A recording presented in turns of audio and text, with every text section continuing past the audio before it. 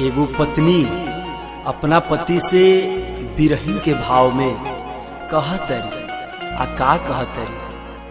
हुनवे से बतिया के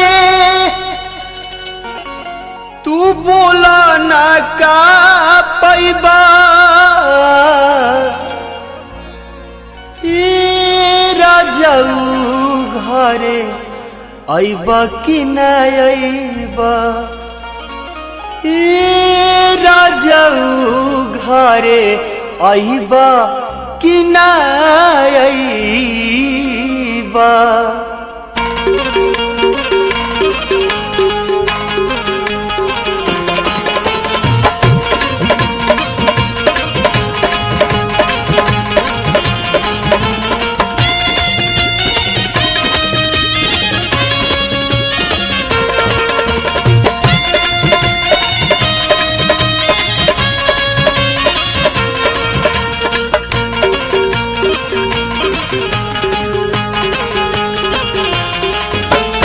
हुनवे से बतिया के तू बोला ना का पैबा, हुनवे से बतिया के तू बोला ना का पैबा,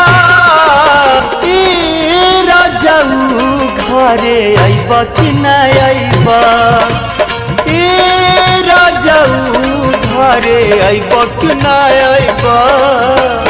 हुनवे से बतिया के तू बोला ना का पैबा, हुनवे से बतिया के तू बोला ना का पैबा, राजाऊ गावे अइबा कि न अइबा, राजाऊ घरे अइबा कि न अइबा।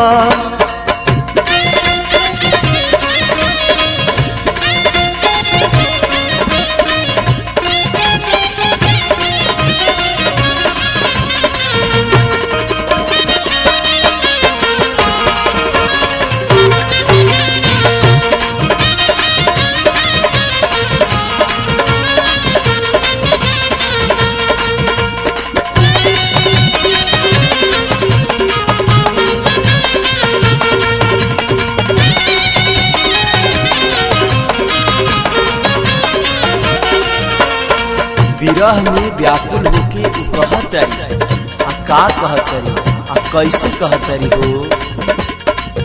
मन मन रोई तना भीतारे हारे, आँखिया के लोर से मोर का जरा पसारे,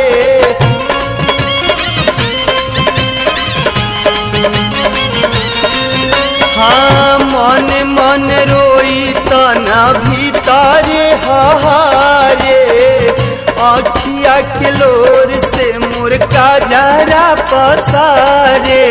इन पानी के मछली के तू कबले तड़ पैबा, इन पानी के मछली के तू कबले तड़ पैबा, राजाऊ घरे अइबा कि न अइबा, राजाऊ घरे अइबा कि न अइबा।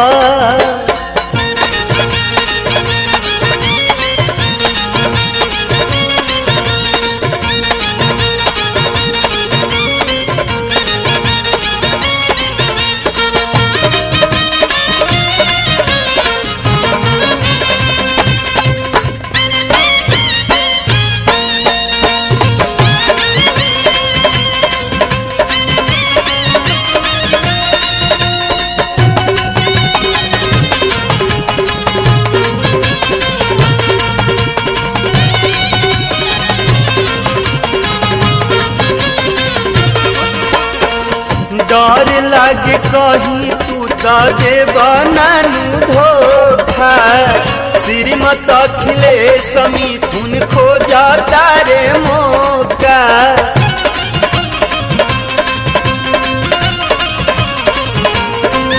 हाँ डर लागे कहीं तू तो देबा नानू धोखा, श्रीमत अखिलेश मिथुन खो जाता रे मौका। नियराया के जियरा मोर तू कबले जुड़वैबा, नियरा